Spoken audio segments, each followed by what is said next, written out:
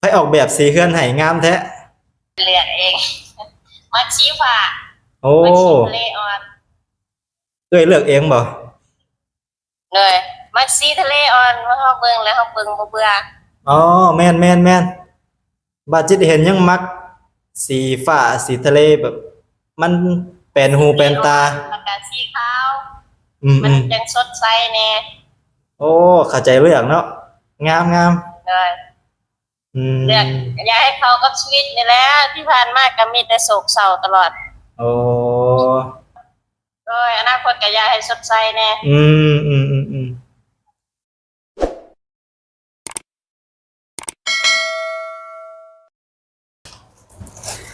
กราบทักทายสบายดีและสวัสดีพ่อแม่พี่น้อง FC เบิร์ดสุขุสุขคนเด้อยินดีต้อนรับทุกคนเข้าสู่ช่องของบ่าวจิตบันโคกอีกแล้วเนาะพ่อพี่น้องเอ้ยมื้อนี้บ่าวจิตสิมาแสดงความยินดีนำสาวแตวหรือว่าเอ้ยแตวเฮานั่นเอง เพราะว่าตอนนี้เฮือนของเอ้ยแตวใกล้สิสำเร็จแล้วเนาะพ่อพี่น้องเอ้ยหลังจากที่บ่าวจิตเอาใจซอยเอาใจรุ่นมาหลายเดือนเนาะตอนนี้ก็ใกล้สิเป็นความเป็นจริงแล้วกำลังติดตากะโลเพื่อนของเอ้ยแตวกับบอกเลยว่าสีงามขนาดนะพี่น้องเอ้ยสีฟ้าสีสว่างขนาดมื้อนี้บ่าวจิตสิมาแสดงความยินดีนำเอ้ยเพิ่นเนาะ บาจิตมาเฮ็ดงานอยู่ทางฝั่งไทยนี่ก็เป็นระยะเวลาเดือนปลายเนาะเดือนปลายเนาะพี่น้องเอ้ยก็บ่ค่อยได้โทรบ่ค่อยได้ติดต่อหาเอ้ยแต๋วเลยจน FC เพิ่นถามว่าบ่าวจิตลืมสาวแต๋วแล้วบ่เนาะลืมนักเรียนบ้านดงบางยางแล้วบ่เนาะพี่น้องเอ้ยบ่าวจิตก็ตอบเลยว่ายังบ่ได้ลืมเด้อยังฮักยังแพงยังคิดฮอดกันคือเก่าเนาะพี่น้องเอ้ยมื้อนี้ก็มาแสดงความยินดีนำเอ้ยเพิ่น บาจิตเห็นเอื้อยเพิ่นล่างถ้วยล่างบวงเตรียมสิขึ้นเฮือนใหม่แล้วพี่น้องเอ้ยเดี๋ยวสิโทรไปลิ้นน้ำเพิ่นก่อนมื้อนี้เนาะอืมขึ้นเฮือนใหม่มื้อใดเนาะคือบ่บอกน้องบอกนุ่งแน่นะพี่น้องเดี๋ยวสิโทรถามเพิ่นก่อนเนาะเป็นแนวใดอืมบ่ได้ติดต่อกันก็โดนเนาะพี่น้องเอ้ยตั้งแต่บาจิตมาไทยนี่ก็โทรหาเอื้อยเพิ่นเทื่อนึงเนาะโทรลิ้นน้ำเอื้อยเพิ่นเทื่อนึง เอาเดี๋ยวก่อนสิโทรหาเอ้ยแตวเนาะเดี๋ยวบัดจิตสิพาไปเบิ่งเฮือนของเพิ่นก่อนเนาะโค้งสุดท้ายแล้วพี่น้องเนาะนี่เนาะพี่น้องเอ้ยเดี๋ยวบัดจิตสิพา FC ไปเบิ่งเฮือนของเอ้ยแตวนํกันเนาะก่อนอื่นก็ต้องขออนุญาตคลิปจากไอ้เตียงทองนํเด้อเนาะพี่น้องเอ้ยบ่าวเตียงทอง Channel เนาะเรียบร้อยไปแล้วขออนุญาตจากคลิปเพิ่นเอามาให้ FC ได้เบิ่งได้ชมนํกันเนาะนี่ภายในงามขนาดเนาะไปแล้วพี่น้องโอเคถือว่างามสีขาวนี่งามหูงามตาเลยพี่น้องสะอาดเนาะสะอาดหูสะอาดตาแบบว่าคักอีหลีสะอาดหูสะอาดตามันแบบบ่มืดนะคักงาม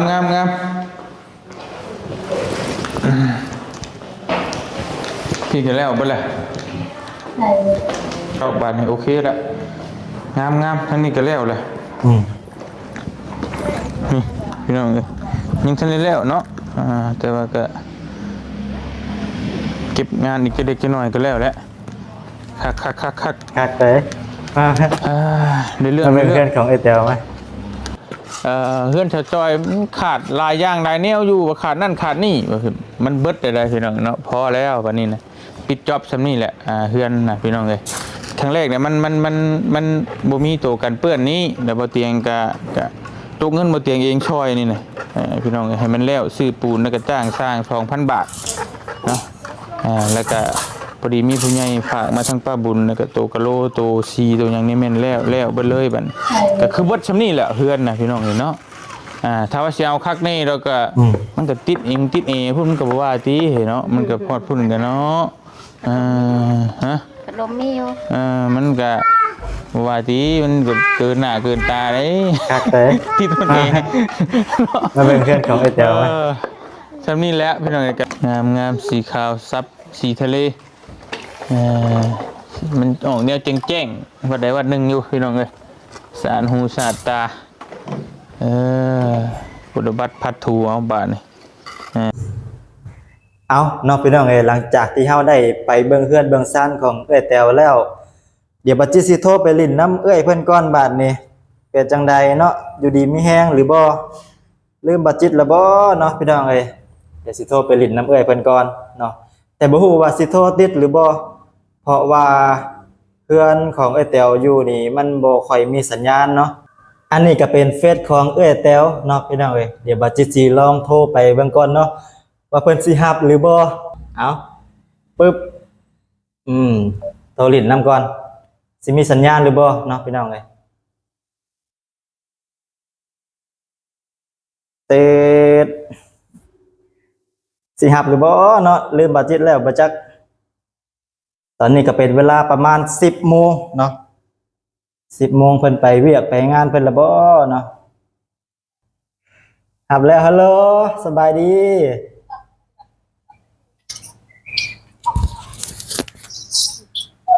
สบายดี โอ้ยเนาะบ่ได้โทรดินน้ำดนจือจือน้องอยู่บ่เออนี่เนาะ เยอะ ถ่ายคลิปอยู่เด้อขออนุญาตถ่ายคลิปเด้อ เลย ใส่น้องสีใส่อยู่ไส นี่แล้ว โอ้เนาะ ว่าน้ำมันเนี่ย ใส่แหละไปใส่แหละ นี่ โอ้เป็นบ้าไปเนาะบัดนี้ทุจ้าเด้อ พี่จ้าเลยลูกพี่จ้ากันเป็นมาแล้วดินน้ำเมื่อย บ่ได้โทรดินน้ำดนเนาะเป็นจังได๋คือว่าล้างถ้วยล้างบวงสิขึ้นเฮือนใหม่แล้วบ่ขึ้นมื้อใดน่ะ เลยเจียมไว้เชื่อ อ๋อคิดว่าสิขึ้นเฮือนใหม่แล้วนะขึ้น ยัง เพิ่นหาเลิกหายามแล้วบ่ ยังว่าท่านหาอยู่ อืมถ้าว่าขึ้นมื้อใดนะทักมาบอกให้เด้อพอแบบสิได้ซอยเล็กๆน้อยๆนะจักแสน2แสน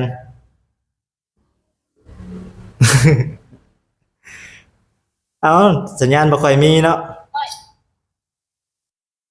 ก็มีสัญญาณมันเดี๋ยวแล้ว อืม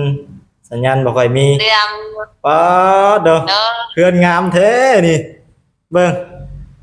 เรื่องเยอะ เหลื่อม FC เหลื่อมมาเมาอยู่อ๋อแม่สร้างบ่นี่ฝีมือแม่สร้างบ่ธรรมดาเนาะเด้อสบายดีโอ้ยเนาะพี่น้องเอ้ยสัญญาณบ่ค่อยแฮงนี่ ว่าเป็น งามเนาะว้า เล วเด้อย เรื่องเยอะ เหลื่อมมาเมาอยู่ อันนี้มา อืมนี่บ่ได้เห็นหน้าเห็นตาเพิ่นโดนพี่น้องเอ้ยงามขึ้นเนาะ เออง ามขึ้นเนาะเดี๋ยวนี้ว่าไง อืม บ่ได้ตากแดด โอ้ใกล้สิแล้วเนาะดีใจน้ำดีใจน้ เลยวันนี้ก็แล้วเก็บ ำโอ้ ซีข้างนอก มันนี่กันแล้ว อืม แม่ช้างมันกำลังเล่นอยู่ คือว่าแม่สร้างก็บ่กินข้าวกินน้ำบ่เร่งอยากให้แล้วไว้ เลย สู้ๆเด้อโอ้ยมื้อนี้ก็แล้วเนาะ เลย อืม บ่ได้อัดคลิปบ่ อัดคลิปอยู่นี่น่ะเห็นบ่นี่ สบายดีเด้อ เลย อัดคลิปอยู่โทรไปดิดน้ำเอื้อยก่อนว่าเป็นจังไดเนาะบ่ได้ติดต่อกันโดนเลย อยู่ดีไม่แห้งอยู่บ่ ก็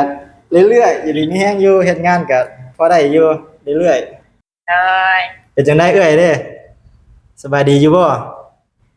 เลยสบายดีอยู่ อืม หางานเอาไว้ให้แน่เด้อพี่นาที่สิไป เอ้าคือว่าจังซั่น อ้าวเงินแล้วก็หาเงินใช้ก่อนแล้ว อ๋อเฮือน ปา แล้ ก ว ท้องเขากินของมือเขาก็ต้องหา แม่นๆเนาะเฮือนแล้วก็มาหาเงินใช้บัดนี้ มาลงมาอยู่นำบัดเจ็ตนี่ งานร้านอาหารนี่ เดินล้างถ้วยก็ได้อยู่ เออล้างถ้วยก็ได้อยู่ติมาอยู่ร่วมกันเนาะนายไม่สร้างเด้อไม่สร้างก็สิไปนำ เอ้าไม่สร้างก็สิมานำบาดนี้ สิหางานใส่เด้ให้เนาะไปออกแบบสีเฮือนให้งามแท้ เลือกเองมัดชี้ฟ้า โอ้ มัดชี้ทะเลอ่อน เอ้ยเลือกเองบ่ เลยมัดชี้ทะเลอ่อนว่าเฮาเบิ่งแล้วเฮาเบิ่งบ่เบื่อ อ๋อแม่นบาดจิตเห็นยังมักสีฟ้าสีทะเลแบบ มันเป็นหูเป็นตา แล้วก็สีขาว อืม มันจังสดใสแน่ โอ้เข้าใจเลือกเนาะงาม เลย อืม เลือกอยากให้เขากับชีวิตนี่แหละที่ผ่านมาก็มีแต่โศกเศร้าตลอด โอ้ก็เลยแบบ อยากให้มันสดใสแน่เนาะ อนาคตอนาคตก็อยากให้สดใสแน่ อืมจะได้วันนี้ ฮะโอ้ยเนาะสาวบุญหลายสบายดีเด้อ บ่อยากมาแล้วบัดนี้เนาะ โอ้ยอยากเมื่ออยู่คิดฮอดบ้านอยู่ วันนั้นข่อยเห็นเจ้าโอ้ไปได้ติดข่อยอยากไปนะ เออ มาพอดี มาเด้อมาเฮ็ดงานนำกัน เอาไปต่อมาเฒ่าแก่อายุดีแล้ว เลยเอ้าเอ้ยขึ้นเมื่อใดอย่าลืมบอกน้องเด้อ เลย สิฝากเงินเมื่อซอยจักแสน2แสนนี่แหละมีบ่ได้ดอกเนาะ เลย เลยเอาเนาะขอตัวไปเฮ็ดงานก่อนเด้อบัดนี้เด้อ เลยอยู่ดีไม่แห้ง เลยจะดีไม่แห้งดีใจนำสิได้ขึ้นใหม่แหละเลยอ้าว เลย บ๊ายบายสวัสดีเด้ออยู่ดีไม่แห้งเรียบร้อยเนาะพี่น้องเอ้ยเนาะก็ดีใจเนาะที่เอ้ยเพิ่นยังรับยังแบบบ่ลืมกันเนาะพี่น้องเอ้ยบัดจิตก็ยังบ่ลืมเอ้ยแตวเด้อเนาะพี่น้องเอ้ยยังขึ้นฮอดบัดจิตก็นับถือเอ้ยแตวเป็นเหมือนเอ้ยผู้หนึงเลยเนาะพี่น้องเอ้ยเดี๋ยวขึ้นเฮือนใหม่เนาะขึ้นเฮือนใหม่บัดจิตก็สิฝากเงินเมื่อซอยเอ้ยเพิ่นเล็กๆน้อยๆพี่น้องเอ้ยจักประมาณแสน2แสนกีบนี่แหละเนาะบัดจิตก็มีบ่หลายเนาะ